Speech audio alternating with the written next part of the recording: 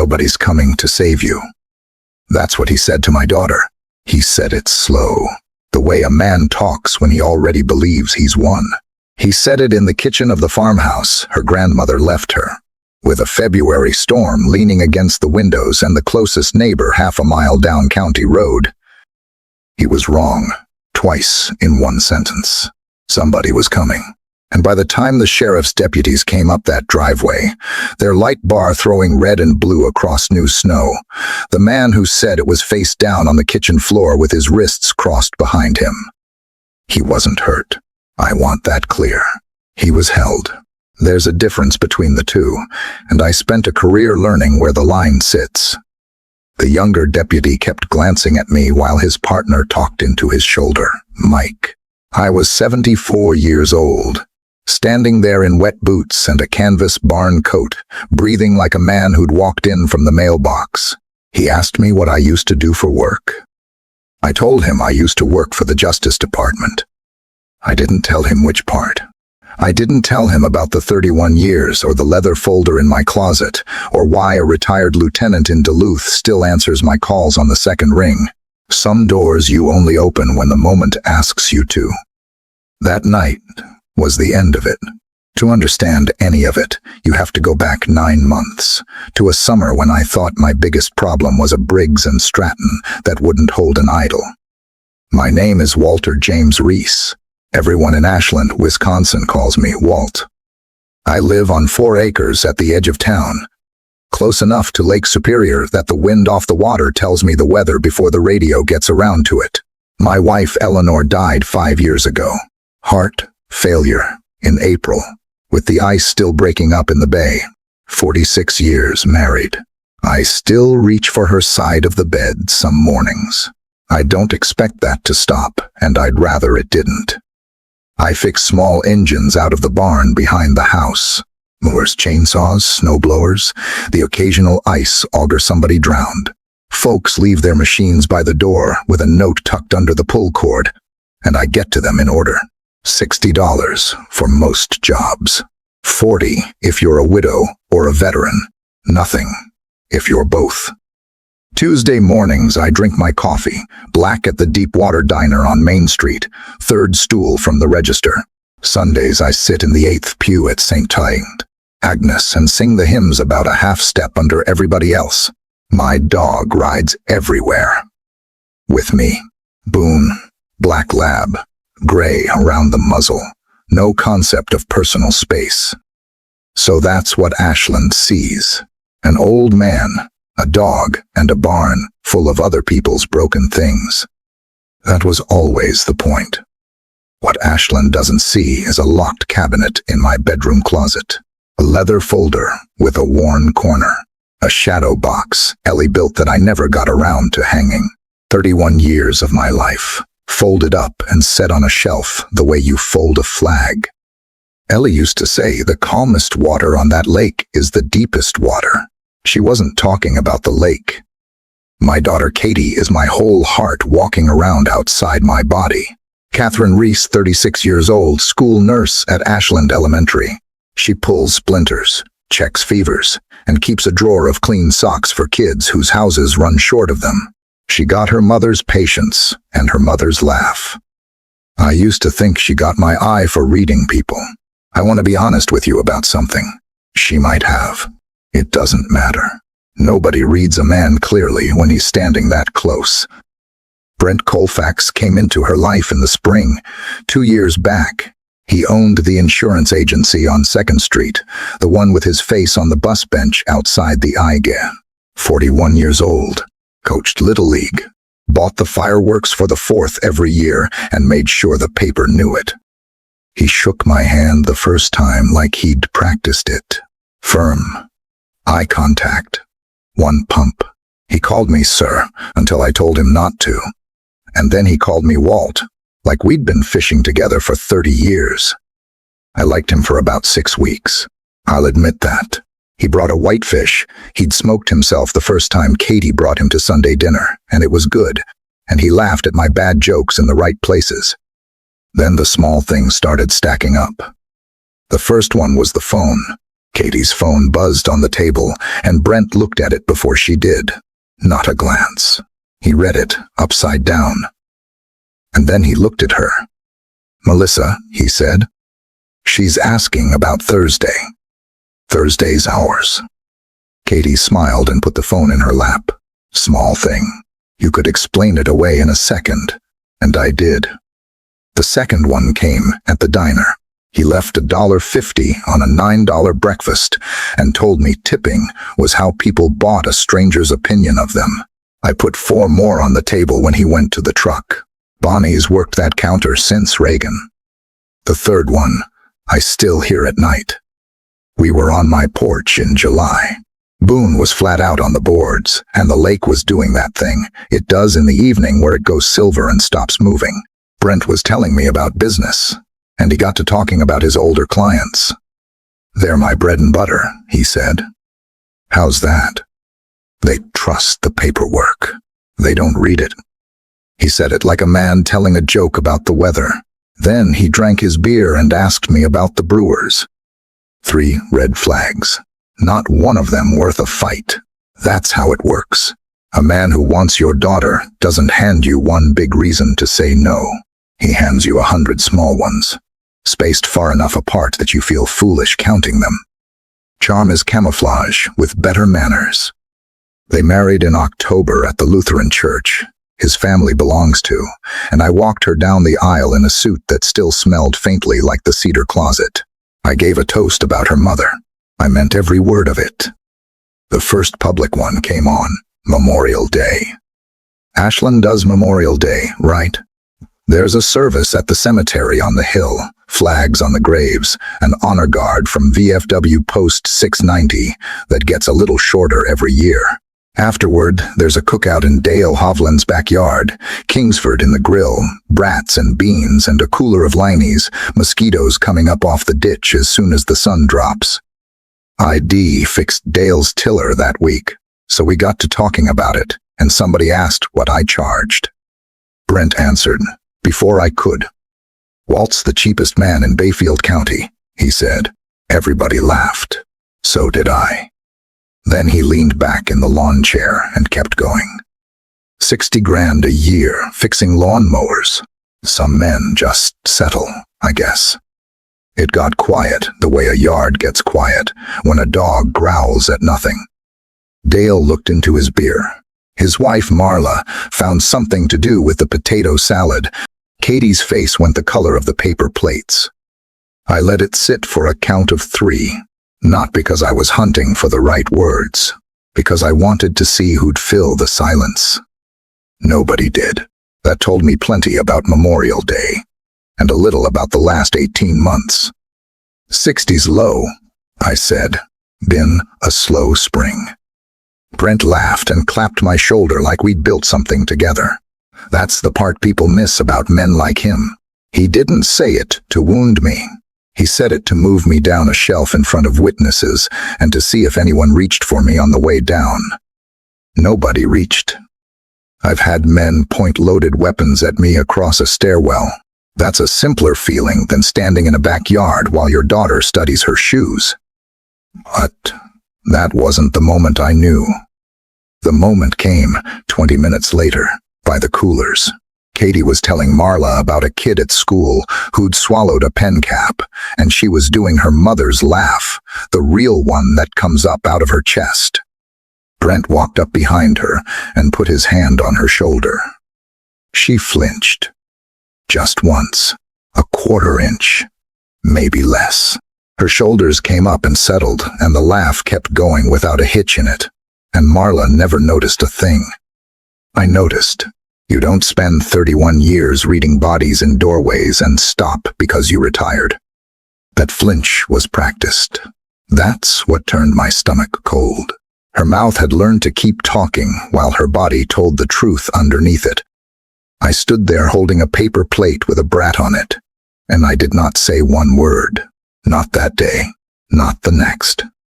I want you to understand why. Because it's the hardest thing I've ever had to explain to myself at 3 in the morning. If I'd said it out loud in that yard, she'd have defended him. She'd have had to. and every mile of road between my barn and that farmhouse would have gotten longer. A flinch is not evidence. It's an appointment. I need to take you back to Illinois, because none of what happened later makes sense without it. In 1999, I was working out of a field office south of Chicago. I won't give you the town. The work was fugitive apprehension and witness security, and most of it was long stretches of nothing wrapped around a few minutes you never fully put down. That October, I had a man in my custody who'd testified against people who don't forgive testimony. We moved him twice in 9 days. The second move went bad in a parking garage, and it stayed bad for about 40 seconds, and then it was over, and nobody died. I got home to our little house in Frankfurt at 4 in the morning. Ellie was at the kitchen table with the light off. She didn't ask where I'd been. She never did. She poured me coffee I didn't drink and said one thing.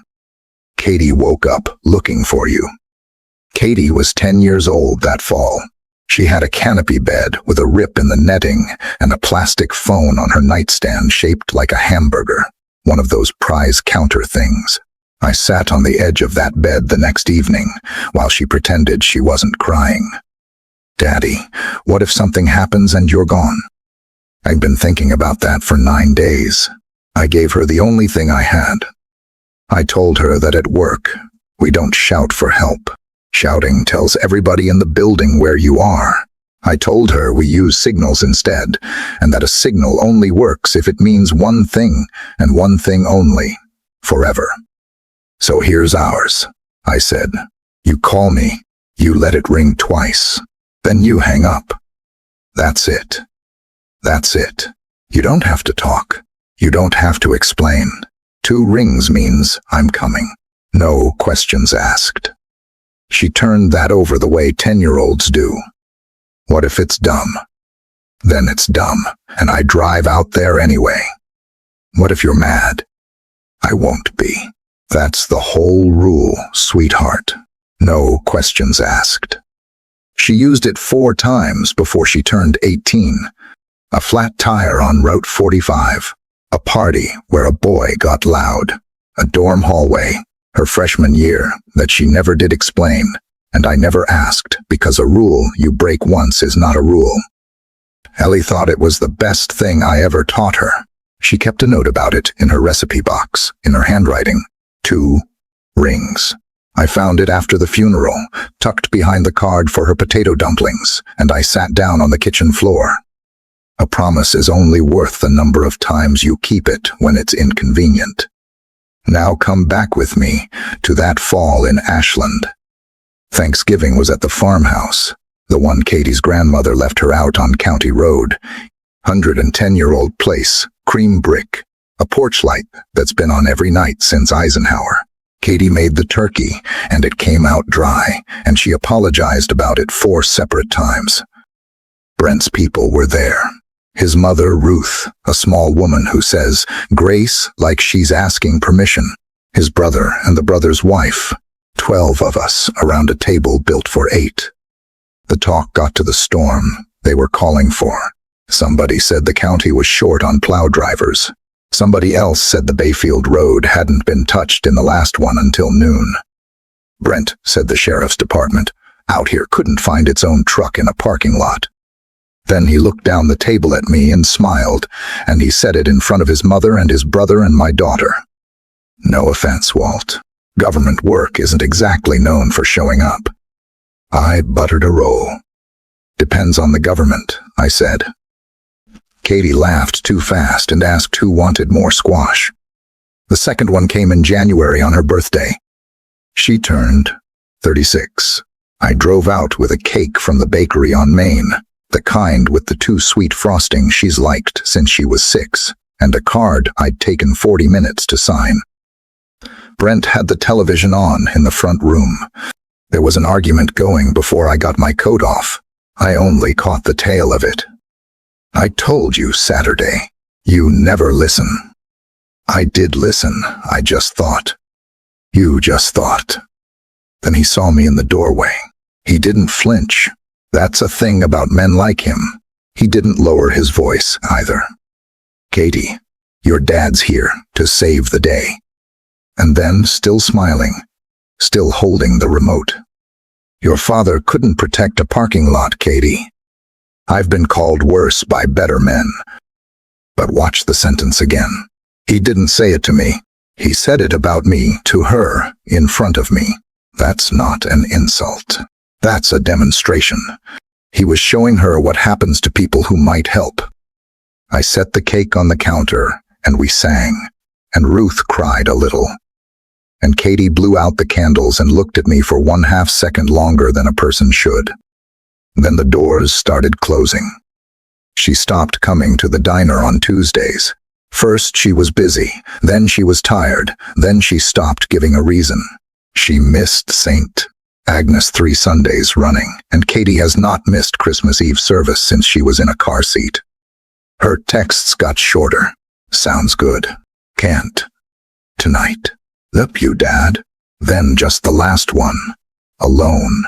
At odd hours. In February, her school had a family night, and she didn't tell me about it. I found out from Bonnie at the counter, who assumed I'd been there. I want to be honest with you about something. Part of me was relieved. It's easier to believe your grown daughter got busy than to believe the other thing. I let myself believe it for about 2 weeks. An abuser doesn't build the cage. He just teaches you the door is broken. Then came the 3rd of February. She came by the barn to drop off Brent's snowblower, which is the only reason she came by the barn. It was 12 degrees and the wind was straight off the lake. I had the shop stove going, and Boone was asleep against it. She was wearing a wool coat with the sleeves pushed up because she'd been carrying the machine. I saw her left wrist. 4 marks, purple going yellow at the edges, 1 on top, 3 underneath, which is a hand. I've photographed that pattern in evidence rooms more times than I want to count. She saw me see it and pulled the sleeve down. "Snowblower," she said. "It won't start." "Katie." "Dad, don't." The shop door caught the wind and slammed. She jumped a foot and put a hand flat on the workbench to steady herself, and then she laughed at herself, and the laugh came out wrong. "Don't," she said again, quieter, that time. 1 word. I have stood in front of a man who had every intention of killing me and felt calmer than I felt in my own barn that afternoon. I said, "All right." I said, "Leave it. I'll look at it this week." She hugged me on her way out. I don't remember hugging her back, and I've thought about that more than almost anything else in this story. Here's what I knew that everybody who's never done this work gets wrong. If I'd driven out there that night and put him against a wall, she'd have been alone with him within the hour, and I'd have handed him the best gift of his life. Her father, out of control, proof of everything he'd been telling her about me for 2 years. She'd have apologized to him for me. Then the road out to County Road E gets a little longer, and the phone gets a little quieter, and one day it's silent. I couldn't be the enemy. Somebody had to be the door. That was the night I called Ray Kowalski. Ray and I rode together for 11 years before he took a job on the Duluth side and I came up here.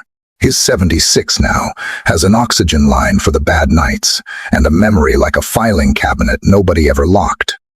Walt, it's 10 o'clock. Brent Colfax, Ashland, Wisconsin. Insurance. He didn't ask me why. That's what 40 years buys you. He called back Thursday. "Colfax is clean," he said. "Colfax has been Colfax for 11 years. Before that, he was Brent Colvin, Springfield, Illinois. There's a domestic order of protection out of Sangamon County, filed 2011, petitioner Amanda Weiss, dismissed when she stopped showing up. I sat down on the bench in my shop. "There's more," Ray said. "You want it clean or fast?" "Clean." "Then give me 2 weeks." We didn't have 2 weeks. The storm came in on the 14th, The kind that comes across the lake sideways and puts the whole county under a warning. By supper time, the plows quit at 8. I brought Boone in and banked the stove and sat listening to the radio scanner, the way old men do. The phone was face down on the arm of the chair. It rang once. It rang twice. Then it stopped. I want to tell you that I moved right away. I didn't. I sat there for maybe 3 seconds with my hand on that phone and the scanner crackling, and something in my chest went cold and quiet, the way it used to go before a door came off its hinges. Cold and quiet is better than hot. Hot makes you fast. Cold makes you right. I had my boots on before the 3rd second was over. I called it in from the truck with the phone on the seat and the wipers already losing. Ashland County, what's the address of your emergency? 1140 County Road E. Cream. Brick farmhouse. Porch lights on. What's happening there, sir? Domestic in progress. Female victim. 36. My daughter. Male is her husband, Brent Colfax, 41. He's been putting hands on her since at least the 3rd of this month. Is he armed? Unknown. There's a knife block on the counter and a gun safe in the basement. I've never seen the combination. Are you at the residence? 9 minutes out. Sir, are you calling from the residence? No. I'm on Highway 2, heading east. Roads are bad. 9 minutes. She was good at her job. She kept me talking and typing at the same time, and I heard the tone go out under her voice. Okay, I have deputies dispatched. Sir, when you arrive, I need you to stay in your vehicle until they get there. No, ma'am. I didn't raise my voice. There was no point. She was doing exactly what she's trained to do, and I was going to do exactly what I was going to do, and the two of us were being polite about it at 70 miles an hour. Sir, I understand you're upset. I'm not upset. I'm 9 minutes out, and your closest car is in Sanborn. That's 22 minutes in this. A pause on the line. How do you know where our car is? I've got the scanner on in my kitchen, and I'm 74 years old. Ma'am, listen to me. I'm going to walk up to that house. I'm not going to break anything. I'm going to knock on my own daughter's door, and I'm going to stand there until your deputies get out of their vehicle. Sir, what's your name? Walter Reese. Mr. Lightson. Reese, are you armed? No. That was true. I want that in the record, too. There has not been a firearm on me since the day I turned in my credentials, and there wasn't one that night. People hear the rest of this, and they assume otherwise. Assumptions are cheap. That's most of what this story is about. It took me 11 minutes, not 9. There was a stretch by the Fish Creek Bridge where the plows had given up and the drifts came across in ribs, and I took it in second gear with the phone still open on the seat and the dispatcher saying my name every 30 seconds. The porch light was on. It's been on every night since Eisenhower. I left the truck at the road with the flashers going so the deputies would have something to see, and I came up the drive on foot along the fence line because that's where the snow was packed and because that's the side without windows. Old habits keep their own hours. The kitchen window on the east side has a gap where the shade never sat right. I fixed that hinge twice. I stood off to the corner of it, out of the light, and I read the room, the way you read a room. 2 people. No. 3rd. Brent, by the sink, back 3/4 to me, right hand down, left hand up and open. Talking with the open hand. That's a man performing, not a man swinging. Yet. Katie by the pantry door, standing, weight on her back foot, both hands loose. Blood at her left nostril, dried, not fresh. Chair on its side by the table. And then 2 things that stopped my heart and started it again. The knife block was not on the counter by the sink where it has sat since her grandmother's day. It was on top of the refrigerator, pushed back, out of reach of a man who is 5'9". And the back door, 6 feet behind her, was open a half-inch with a dish towel folded over the latch so it couldn't catch. My daughter had already moved the knives and already unlocked her way out. She wasn't waiting to be rescued. She was buying minutes. She'd been buying them since before she picked up the phone. I have never in my life been prouder of another human being, and I would give 10 years off the end of mine for her to have never learned how. I went around to the back door, put 2 fingers on it, and stepped into her kitchen. Brent turned around. He looked at me and he laughed. That's the honest truth. He laughed, and he spread both hands, and he said the thing he'd been saying to her all night. "There he is." "Katie," said Dad. I said, "I'm here." "Nobody's coming to save you," he said, to her, not to me. "Look at your family. Look what showed up." He took 1 step toward her.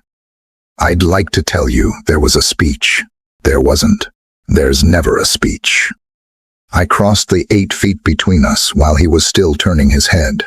I took his right wrist with my left hand, thumb across the back of it, and I rotated it outward and down.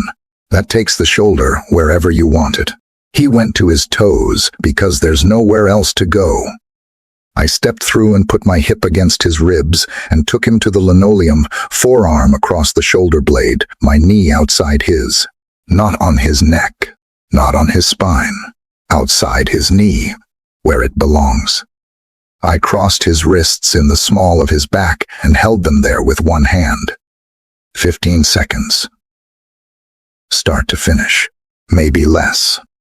He wasn't hurt. He was loud. Those get confused all the time, especially by the man on the floor. "You broke my arm." "Your arm's fine. Stop pulling, and it'll stay that way. You're assaulting me. You're being detained. Deputies are 11 minutes out. You can spend them quiet, or you can spend them yelling." He spent about half of them yelling. Katie stood against the pantry door with her hands over her mouth, and I told her, without turning around, to go stand out on the porch under the light where the deputies could see her clearly, and to keep her hands empty. She did it. She's always been good in a crisis. She just needed somebody to hand her the next instruction. The county car came up, the drive at 2 minutes past 11, and a second one behind it 4 minutes later. The young one came through the door first. Deputy Vance, maybe 25. Dark coat, ears red from the cold. His partner was a heavy-set sergeant with gray in his mustache. "Sir, I need you to release him and step back." I released him and stepped back with my hands out at my sides, palms open, feet apart, and I didn't say a word while they got him up and cuffed and out to the car. You don't talk during that part. You let them work. That's when Vance kept looking at me. He looked at me while his partner read Brent his rights in the doorway.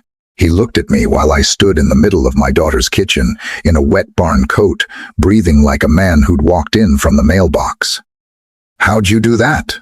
he said finally. "Do what?" "That. Him." "You're what, sir, 70? 74. The sergeant came back in stamping snow off his boots and heard the tale of it. He looked at me a second time, the way a man does when a name is walking around in the back of his head with no face attached to it. "Reese," he said. "You know, a Ray Kowalski up in Duluth. 40 years. He didn't say anything for a moment. Then he took his hat off, which is a thing men of a certain kind still do indoors. And he said it quietly, more to himself than to me. "Marshals." "Retired," I said. "Vance," said Marshals. I told him I used to work for the Justice Department. I didn't tell him which part. Not that night. The paperwork would say it soon enough, and paperwork is the right place for it. Then they went out to their cars, and the kitchen was just a kitchen, and my daughter was standing in the doorway with a dish towel still in her hand. She came across the floor and put her face in my coat, and I felt her whole body finally let go of whatever it had been holding for 2 years. She cried, the way you cry when you've been doing it silently for a long time and you don't have to anymore. When she could talk, she said, the thing I'll hear until they put me in the ground.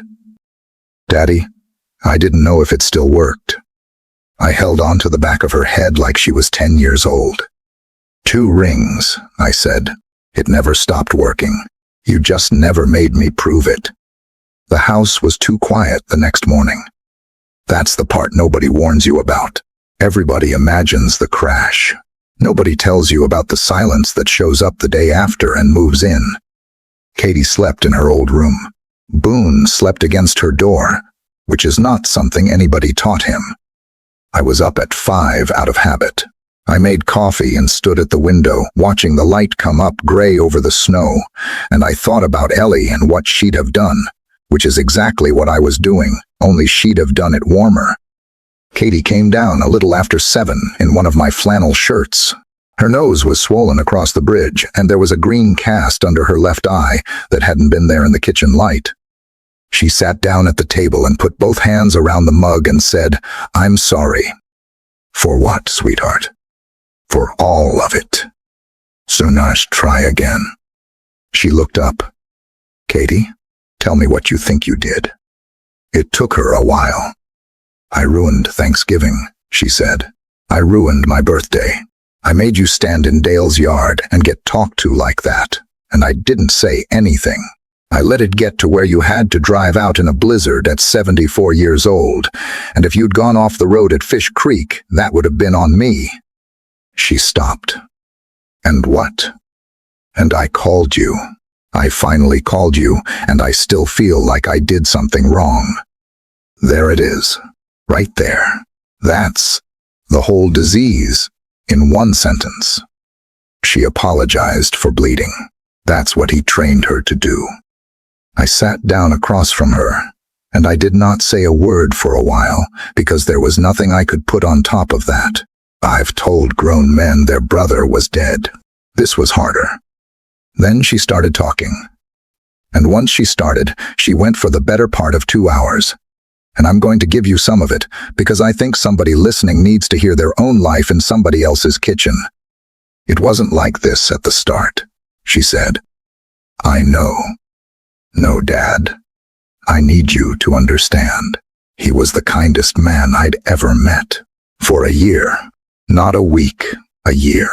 He remembered every single thing I told him.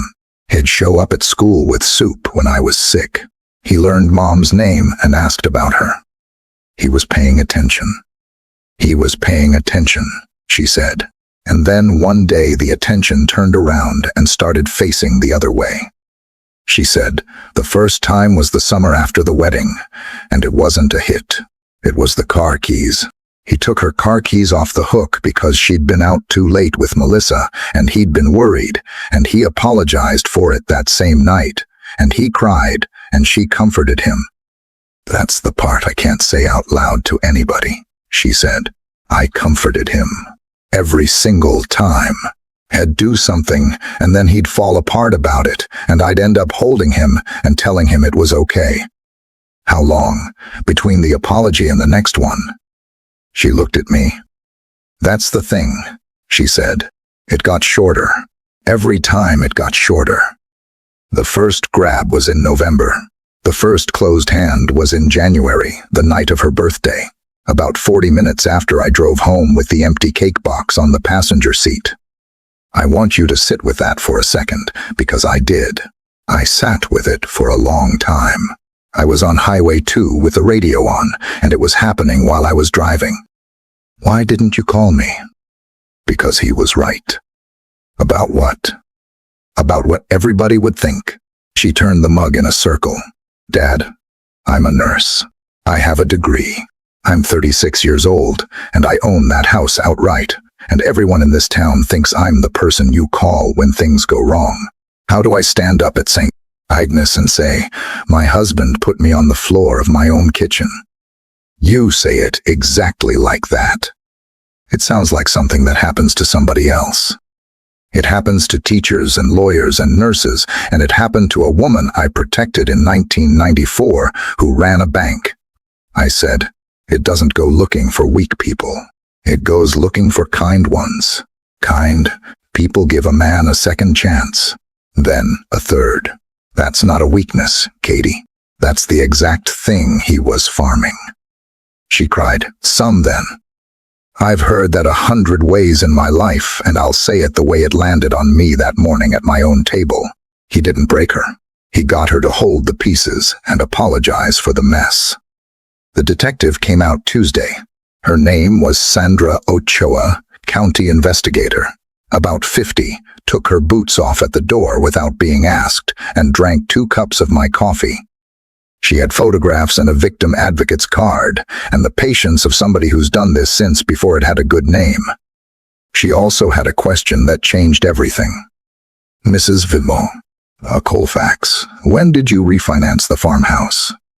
Katie set her cup down. I've never refinanced anything.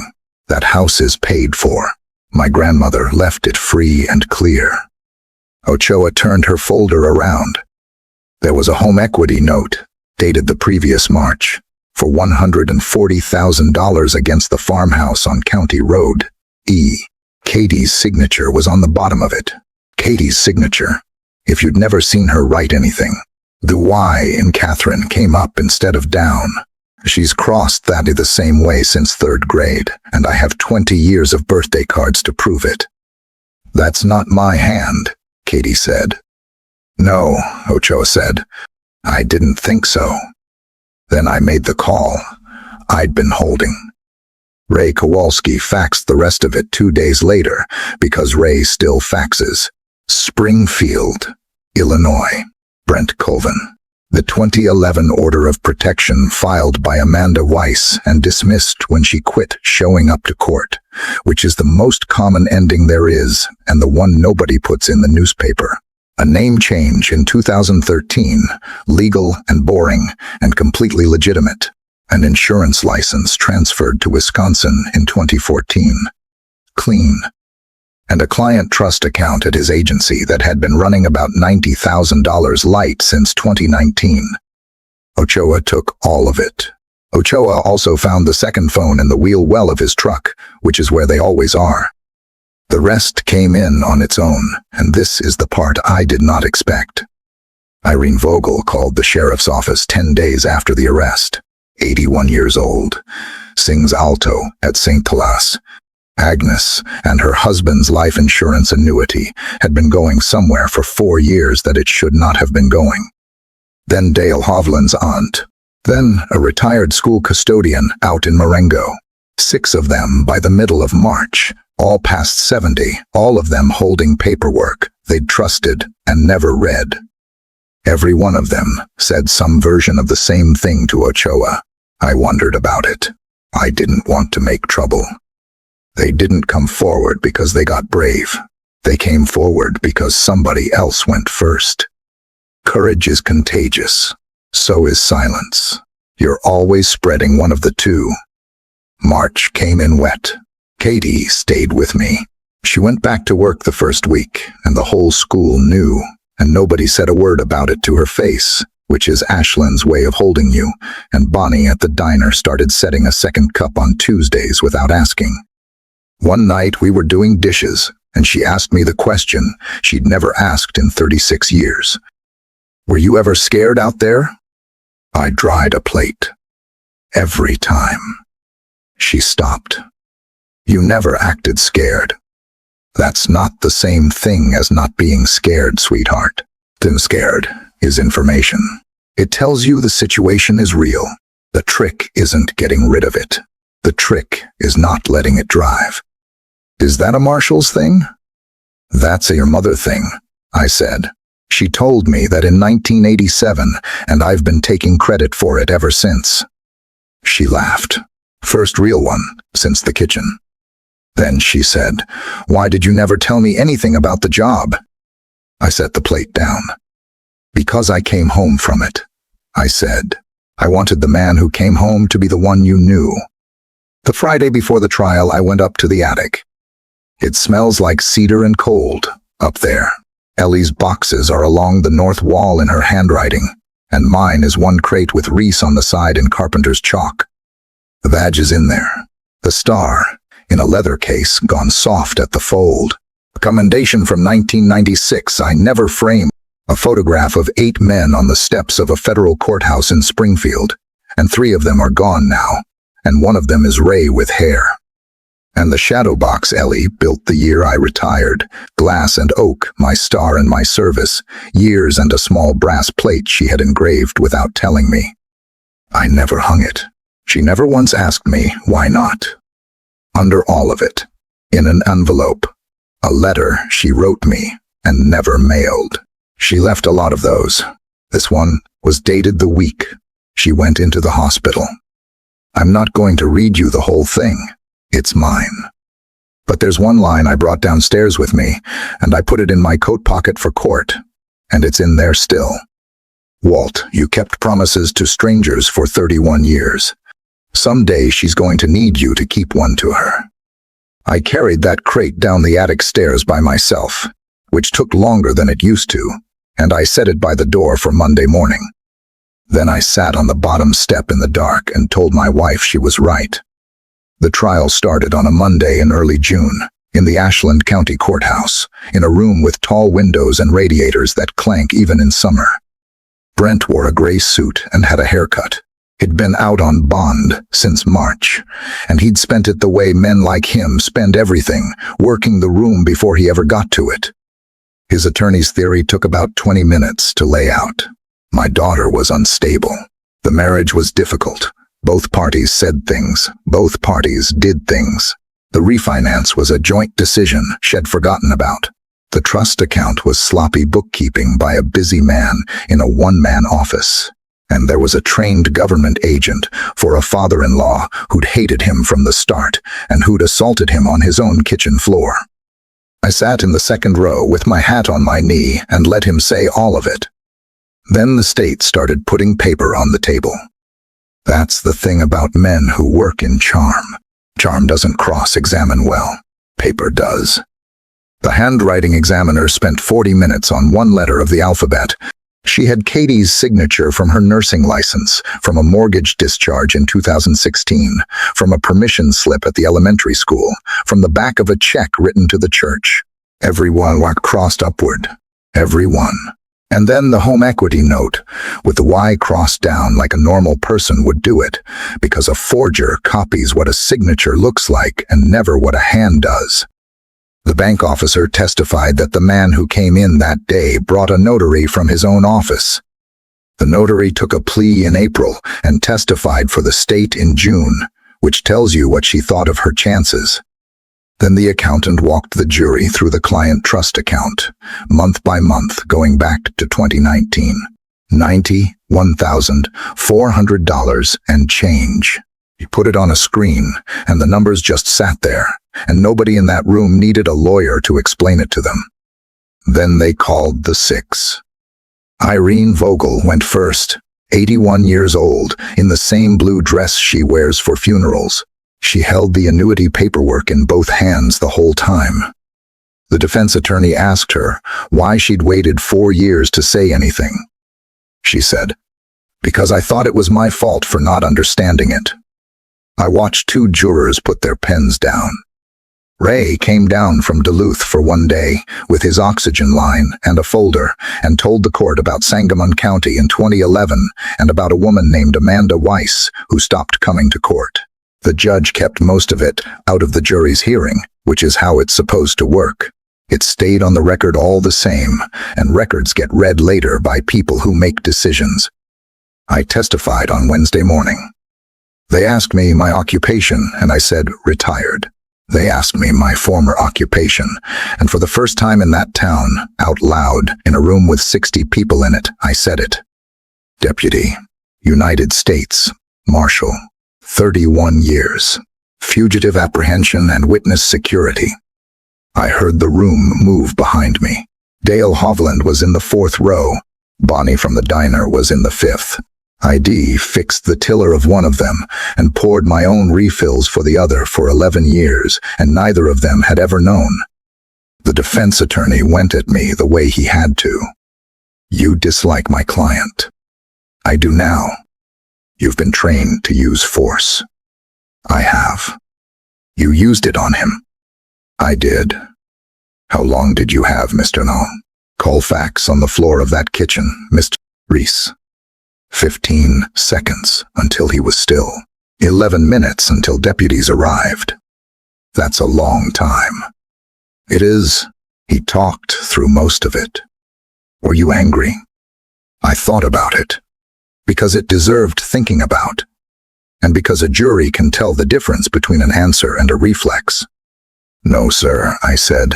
If I'd been angry, we wouldn't be in this room. We'd be in a different one.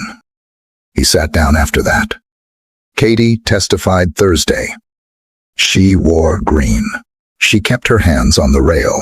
She got through the timeline, the keys, the November grab, the birthday, the 3rd of February in my barn, the 14th in her kitchen.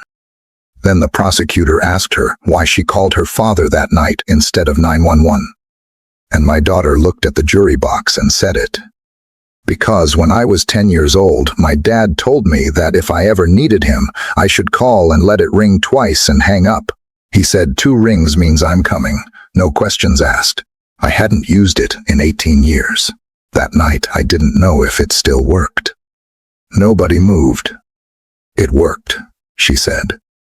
The jury was out. 4 hours. Guilty on felony strangulation and domestic battery. Guilty on forgery. Guilty on 9 counts of theft by fraud against elderly victims, which in this state is its own animal and carries its own weight. Sentencing came in August. 11 years in state custody, 7 to serve before he's eligible, restitution ordered to all 6, and the home equity note voided from the county records. The judge said one thing I've thought about since. She said the aggravating factor wasn't the violence and it wasn't the money. It was that he'd chosen people whose kindness was the only thing he needed to defeat. Brent asked to speak before she ruled. He said he'd lost everything. He said his reputation was destroyed. He said he hoped Katie would find peace. Not once did he say what he did. Some men can't. The sentence gets built around that hole. Afterward, in the hallway, Ruth Colfax was sitting on a bench by herself. 79. She raised him. She sang at his wedding. She stood up when she saw Katie, and she couldn't get anything out for a second, and then she said, I asked him at Thanksgiving why you'd gotten so thin. Katie, said Ruth. I asked him, and I believed what he told me, because I wanted to. She was shaking. Katie put her arms around her, which is a thing I would not have been able to do at 36, and probably not at 74 either. I walked Ruth out to her car. She apologized to me 4 times between the bench and the parking lot, and I told her the same thing each time. He lied to you the same as he lied to everybody. You were his mother. You were supposed to believe him. She started coming to St. Agnes that fall. She sits 3 pews back and to the left. I make a point of finding her hand after the service. Healing doesn't look like anybody thinks it looks. There's no scene where it's over. Katie moved back out to the farmhouse in September. She had the kitchen painted a color Ellie would have picked and had the hinge on that east window fixed by somebody other than me, which I gave her grief about for a month. She went back to work full-time. She saw a counselor in Washburn every other Thursday for a year and a half, and she'll tell you flat out that it was harder than the trial. She had bad stretches. In November, she called me at 2 in the morning because a truck door slammed out on the road. I drove out. We watched an old movie until it got light. Neither of us mentioned it again. The town came around slow, and then all at once. Somebody left a casserole on her porch every few days that fall, and nobody ever signed the dishes. The Little League board asked me to take the equipment shed, which I did, and that first spring I rebuilt 11 mowers for people who suddenly remembered they had one. The following March, Pastor Dolan asked if I'd come talk to the parents group at the church on a Wednesday night. 30. Folding chairs, bad coffee, a plate of bars somebody's grandmother made. I'm not a speaker. I told them so. Then I told them about a 10-year-old girl with a plastic phone shaped like a hamburger, and about a father who didn't know how to promise her he'd never be late, so he promised her something smaller and kept it instead. I told them to go home and pick a signal. Any signal. 2 rings. A single word in a text. A photograph of a tree. Make it mean one thing, I said. Make it mean, I'm coming. No questions asked. And then never, not one time, ask a question. A woman in the back row wrote it on the back of her church bulletin. 4 weeks later, a man I'd never met stopped me outside the IGA and shook my hand for about 9 seconds too long and didn't explain why. I didn't ask him either. We had Thanksgiving at the farmhouse that year. Katie made the turkey, and it came out dry again, and she apologized for it exactly once, and we all told her the truth, which is that we've never once come for the turkey. Irene Vogel was there. Ruth was there, at the end of the table, quiet. Ray came down and sat where he could reach an outlet. Boone was under the table, waiting on somebody weak. Katie stood up before we ate and thanked everybody for coming, and then she looked at the doorway to the front room, and I turned to look too. She'd hung the shadow box. Oak and glass, the star, 31 years, and the little brass plate Ellie had engraved without telling me, right there on the wall where her grandmother's barometer used to hang. She said, "It's been in an attic long enough, Dad." I couldn't say anything for a bit.